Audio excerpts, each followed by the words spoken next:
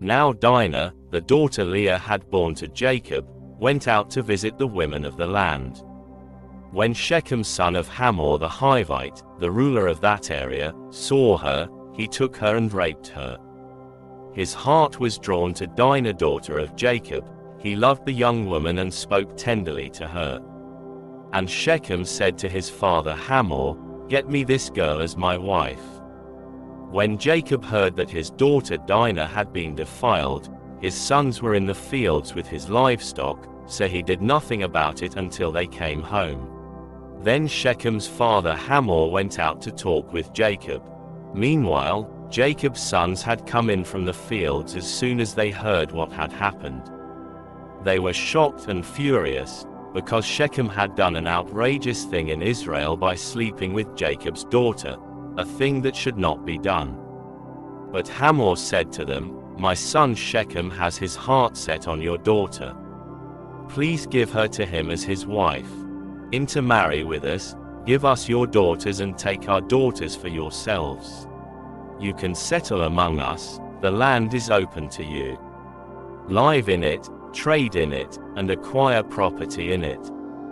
Then Shechem said to Dinah's father and brothers, "Let me find favor in your eyes, and I will give you whatever you ask. Make the price for the bride and the gift I am to bring as great as you like, and I'll pay whatever you ask me.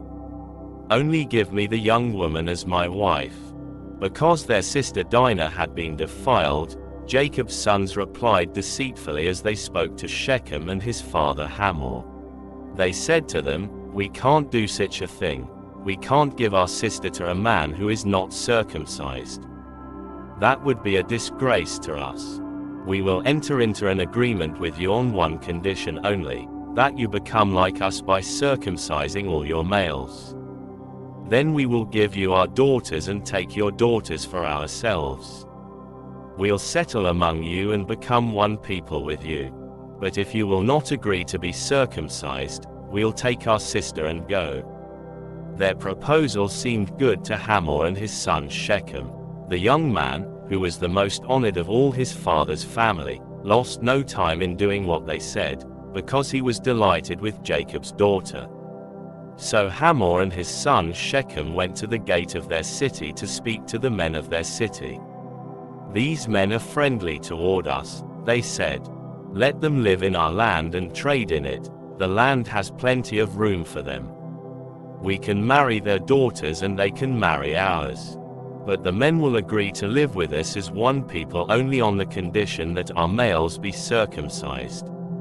As they themselves are, won't their livestock, their property and all their other animals become ours? So let us agree to their terms, and they will settle among us." All the men who went out of the city gate agreed with Hamor and his son Shechem, and every male in the city was circumcised. 3 days later, while all of them were still in pain, 2 of Jacob's sons, Simeon and Levi, Dinah's brothers, took their swords and attacked the unsuspecting city, killing every male. They put Hamor and his son Shechem to the sword and took Dinah from Shechem's house and left. The sons of Jacob came upon the dead bodies and looted the city where their sister had been defiled. They seized their flocks and herds and donkeys and everything else of theirs in the city and out in the fields. They carried off all their wealth and all their women and children, taking as plunder everything in the houses. Then Jacob said to Simeon and Levi, "You have brought trouble on me by making me obnoxious to the Canaanites and Perizzites, the people living in this land. We are few in number, and if they join forces against me and attack me, I and my household will be destroyed." But they replied, "Should he have treated our sister like a prostitute?